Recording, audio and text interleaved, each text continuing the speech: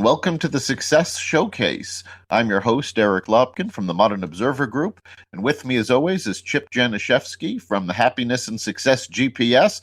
Chip, how are you doing this week? Doing great. How about you? I'm doing fantastic. Like we're getting early spring here in Connecticut. A week and a half ago, we had 2 feet of snow on the ground. Yesterday, it was 65 degrees out. That's it. Welcome to New England. So, not complaining, though. I like this better. Oh, absolutely. Yes, we were just saying, you know you live in New England when you see people shoveling snow in their shorts. Yep. Absolutely. Well, we're doing another book overview this week, and we are looking at a business classic, The 7 Habits of Highly Successful People. And Chip, do you remember when the first time you read this book was?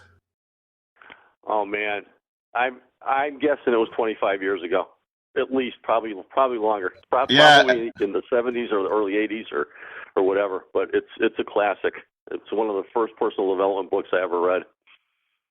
Yeah, it's a great starting point for anybody. It has been a classic since it came out. And what really makes it great is that it holds up over time.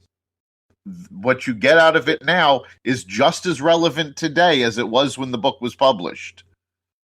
Oh, absolutely. And it's something that, the more you read it, the more you're going to pick up out of it also. I mean, a couple of weeks ago, we went over How to Win Friends and Influence People, which is, one personal development book as far as how to act in relationships and so on and so forth. And this encompasses a whole lot of that because obviously it talks about the emotional bank account, which is really what How to Win Friends and Influence People is all about.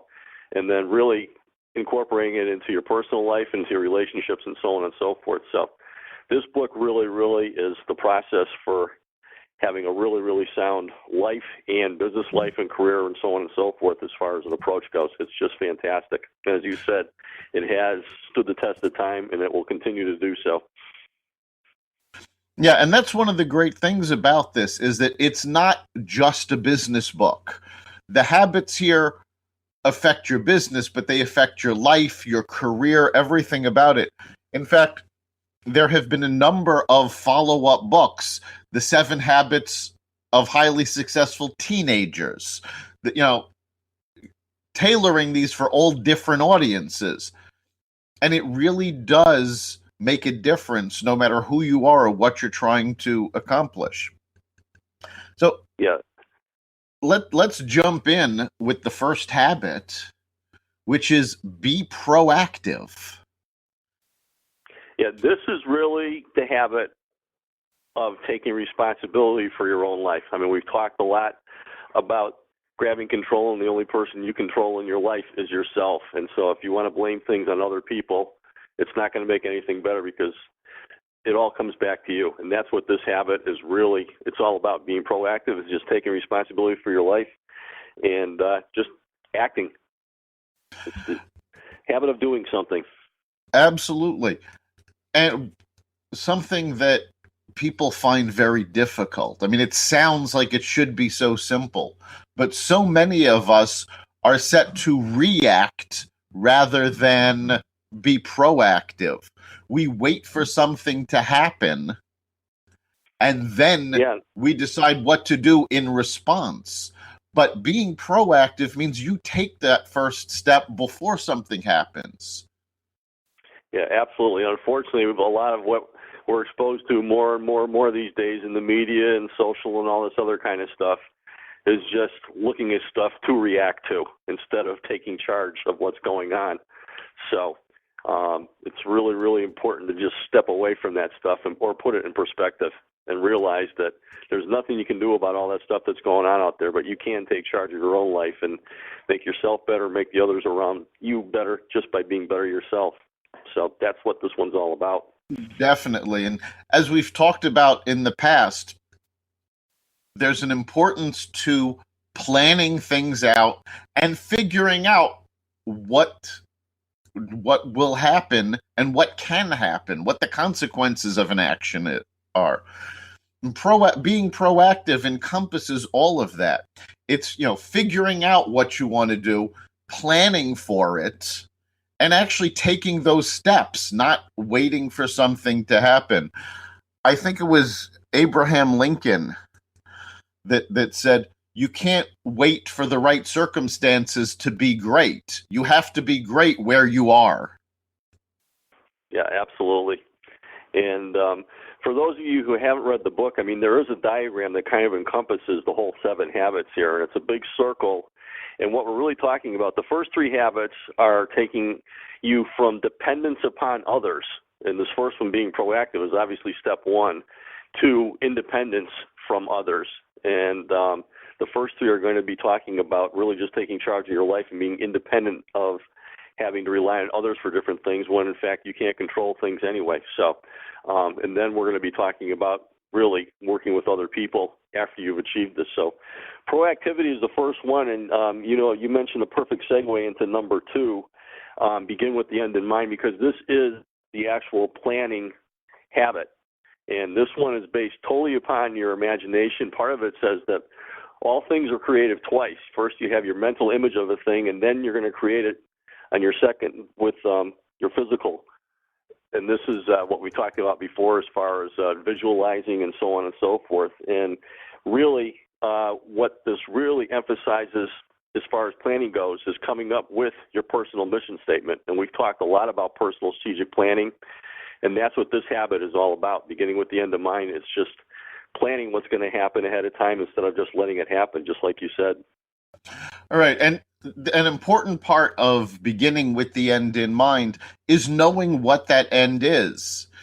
I mean, Yogi Berra once said, be careful, if you don't know where you're going, you might not get there.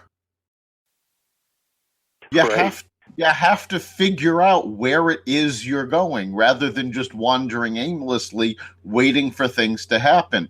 So by knowing what the end is, what the goal is, where the destination is, you can work backwards and put together the plan to actually get you there.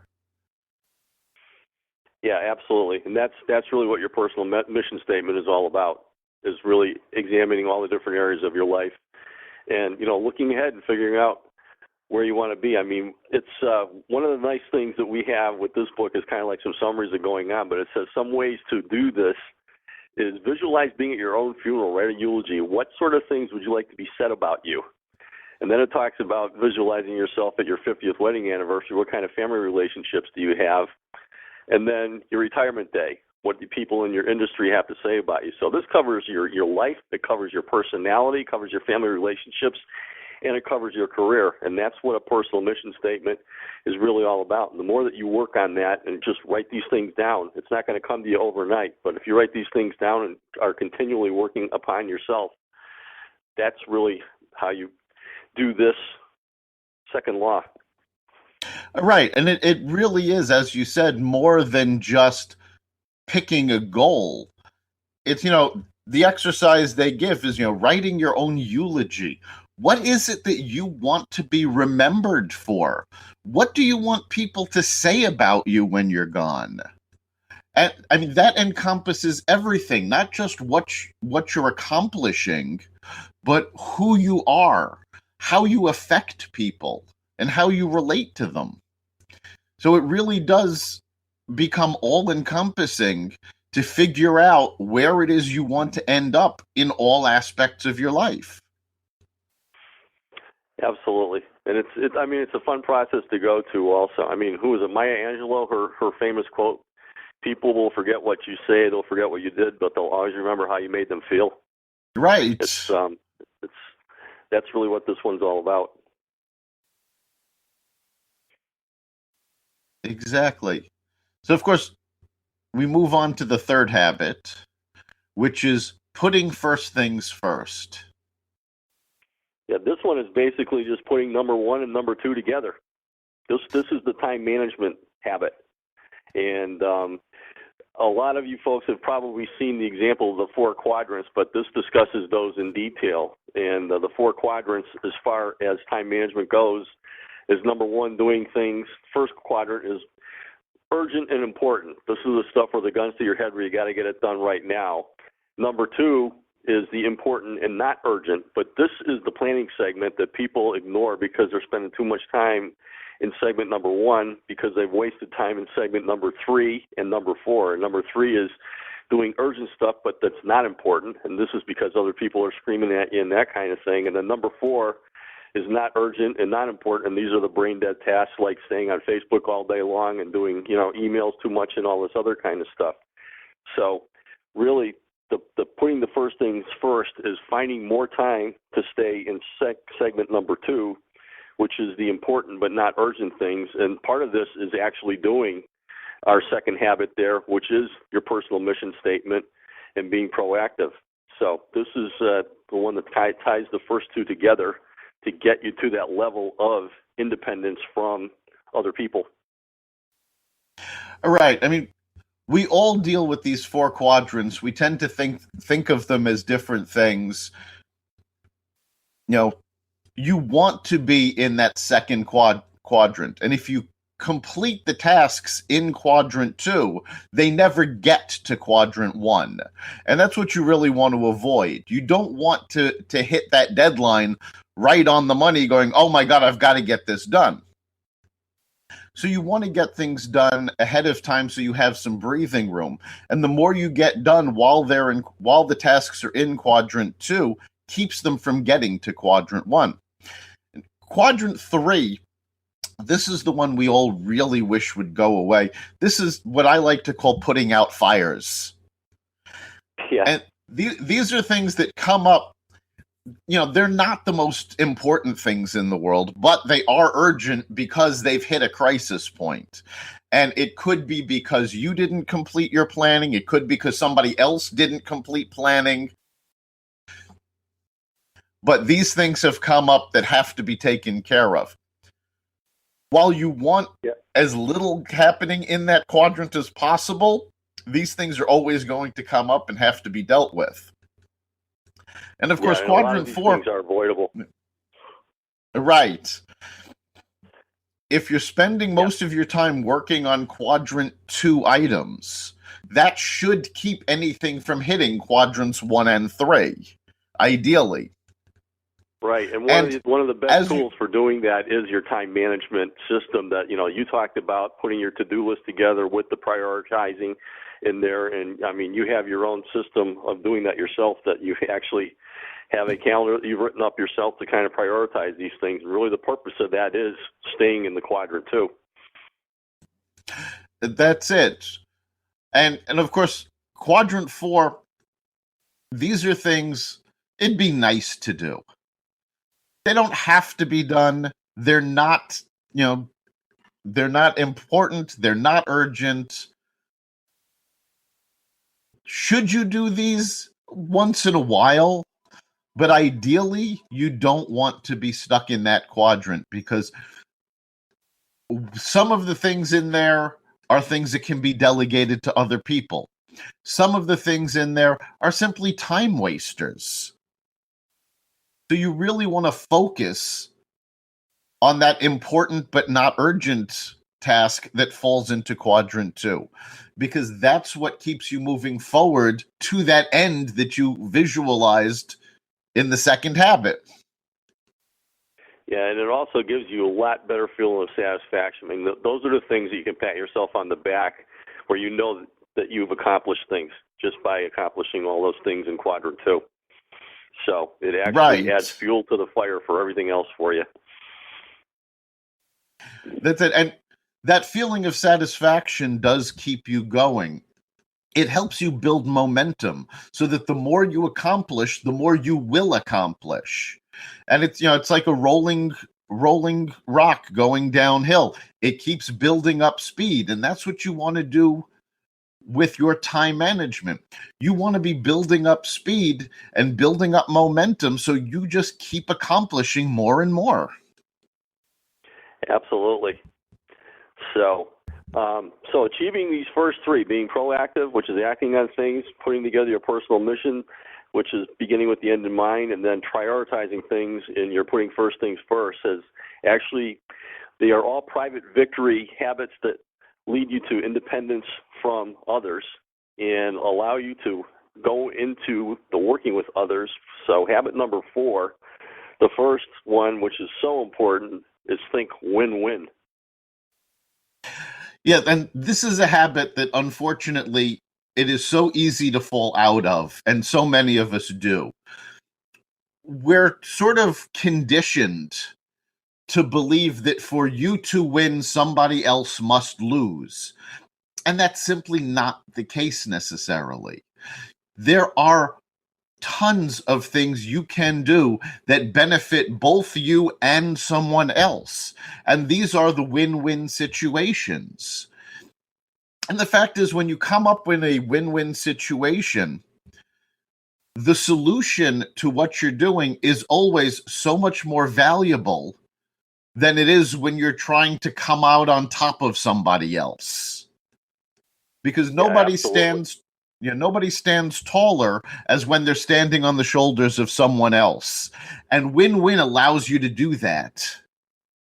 Absolutely. I mean, a lot of people are looking out for themselves because they're afraid that there's just not enough out there, that there's too much competition and so on and so forth. And when I want to be a wise guy at a networking meeting and somebody talks about competitors, I say, okay, who's the last customer in the world in this room? The bottom line is there is plenty out there. There's abundance for everybody who goes out there and actually works these habits and goes out and grabs it. And one of the most important things is the win-win philosophy there. I mean, the book talks about different scenarios. Obviously, win-win is what you're striving for. The win-lose side of things is when you're trying to force something down somebody else's throat. The other side of that is the lose-win, where you're just giving in to somebody else just to get them off your back and that kind of thing. And it goes all the way down to the win-win or no deal. And the win-win or no deal, sometimes you're going to come up with a situation that you can be able to solve with each other, but the way out of that is to actually say, okay, let's just agree to disagree on this one, and we can table it for a while and come back later, which is really, really important. Right, and that's something to keep in mind, that if everybody isn't benefiting, that's going to bring other consequences later on. I mean, the current political climate is the perfect example of it. For 8 years, the Democrats had power, and they put into place plans that didn't take into consideration their opponents, Republicans. Well, so what happened? They lost the White House, they lost the Senate, they lost the Congress. Now they're fighting their way back, and the Republicans are making the same mistake. If the two parties don't start working together on win-win situations, we just go back and forth like a pendulum. The win-win benefits the win-win benefits everybody by definition. And when you don't have that, the power shifts, and it shifts radically from one end to the other and back again. And that pendulum makes it very difficult to succeed, because you're only working at the top of your game half the time, and the other half you're playing catch up. Absolutely. I think we should send this book to everybody in Congress and the president and everybody in government. What do you think? Yeah, absolutely. So, which leads us really well, because the best way to get to win-win, as far as I'm concerned, is using habit number 5, which is seek first to understand and then to be understood. And this is really the habit of listening. And the bottom line is, people are programmed to want to react and talk rather than listen to people first. They already have their answer there. They already have their experiences and so on and so forth. So they tend not to listen to the other person. And it's so important to be able to do that. And really the key to getting to win-win is to actually listen first, so you can understand both sides of the story before you start negotiating things. It really is key. I mean, simply put, if you're not listening to the other side, you're missing half of the problem. And you can't solve a problem if you only have half the facts. You need to really understand what's going on, how it affects you, how it affects other people, and how all the different pieces fit together.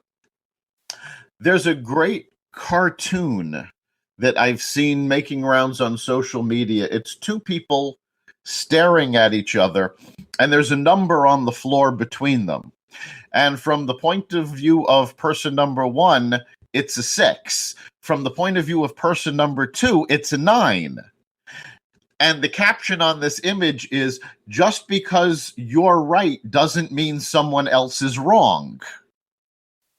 And you need to understand that other point of view. If you can't understand it, then you're never going to get your point across because you're not addressing the other point of view. And more than that, you're going to be offering incomplete solutions. And it's really important that you take all points of view into consideration and then formulate what it is you want to say or what you want to put forward. And then the other part of this is making sure you're understood. So many problems come from a lack of understanding and a lack of communications. You have to be very clear about what it is you're trying to do. I got myself in a lot of trouble not too long ago because I had offered an alternative solution to a problem.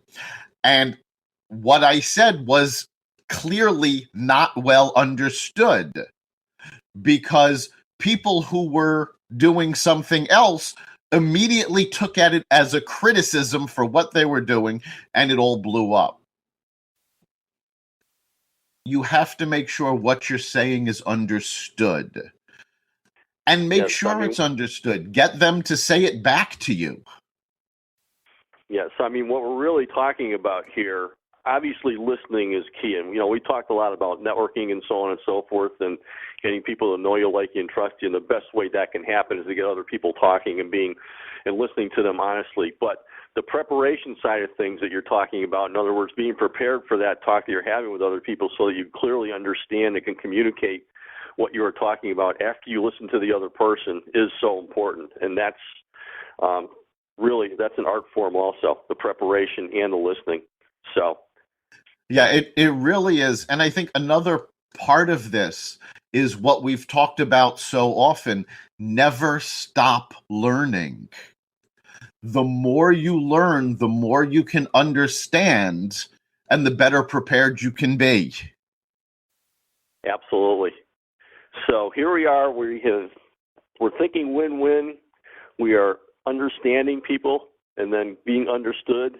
And it is all capped off in habit number 6, which is synergize. This is the teamwork habit. This is really the best thing that you can possibly do with each other. It's like the new math. 1 + 1 is 3. 2 heads are better than 1. Creative cooperation, that kind of thing. And that's where really the beautiful stuff happens, is when you have the meeting of the minds and you actually make it work. Absolutely. I mean, unfortunately, synergy has become such a corporate buzzword that it's really lost its meaning. And what synergy literally is the sum of two parts being worth, the whole being worth more than the sum of two parts.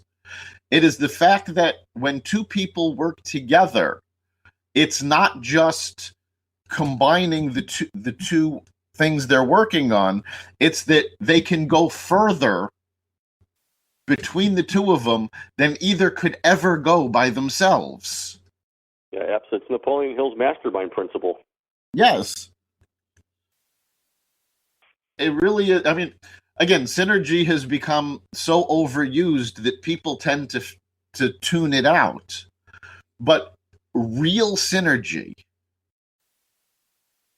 is what most structures are based on. I mean, think of it as a building.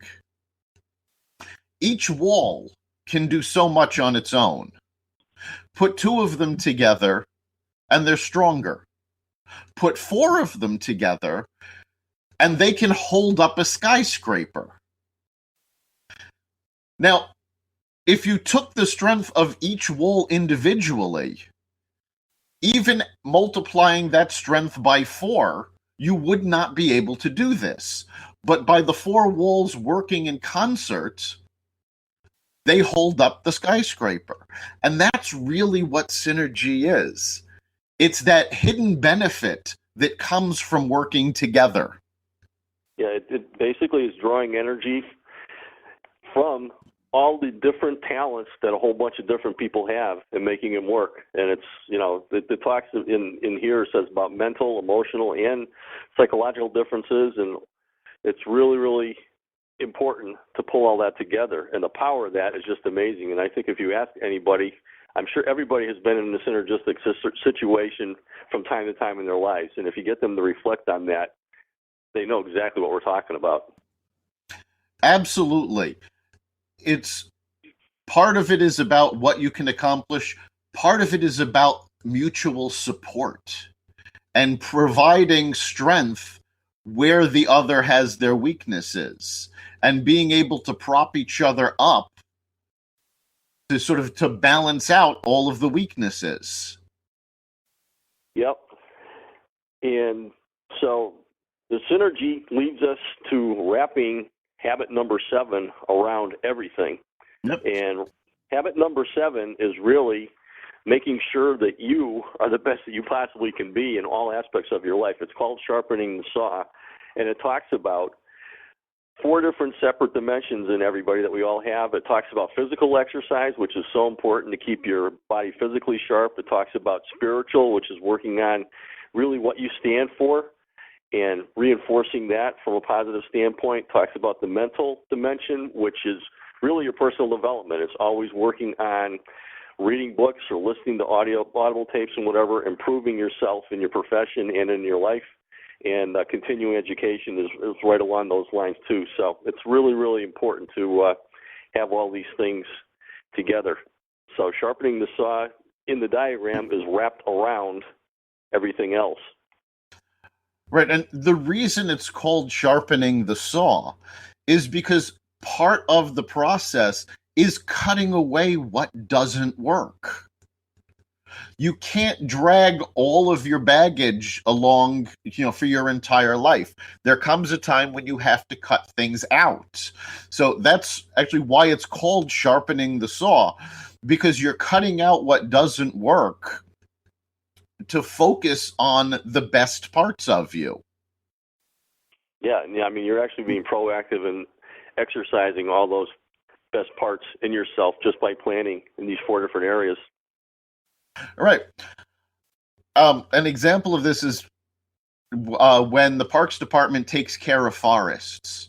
Periodically, they start fires. The fires do away with all of the dead wood that's around there, and it leaves just the vibrant trees. So the forest then renews itself and becomes stronger than ever. And you need to do the same thing with yourself. And in the book, it actually sums everything up in 3 steps. It's to learn, to commit, to do. And that applies to every one of these habits. That's what you have to do. You have to understand what needs to be done, commit to doing it, and then actually follow through and get it done. I think that's a really, really great way to summarize everything that we're talking about. Learn, commit, and do. That's it. And we are coming up on the end of this. So, Chip, what do you think is the one takeaway we want to leave the listeners with this week? Well, I think the summary of all those is right there. And what I would tell people to do is you can go online and just Google the 7 habits of highly effective people. And one of the things you can grab is actually that diagram, which lists all of the 7 habits in circular form, going from dependence to interdependence, and puts everything where it's at. And then obviously I would highly recommend reading the book, but I think the diagram does a fantastic job of putting everything into perspective. Yeah, it really does. And actually, the book has been diagrammed in many ways. Some are straight lines, some are circles. Take a look at these. Figure out which one works best for you. And I think the one takeaway through all of this is those last 3 steps. It's to learn, to commit, to do. Understand what's going on and what needs to be done. Make the commitment to do it and follow through. Those are really the keys that you need to do to be more of a success in your life, your career, and your business. And so, of course, we've been talking about the 7 habits of highly successful people, and we are coming to an end. You've been listening to the Success Showcase. We look forward to talking with you again next week. You can catch us every week on blogtalkradio.com/success showcase. And you can find us on the iTunes Store and the Apple Podcast app. We look forward to having you join us next week.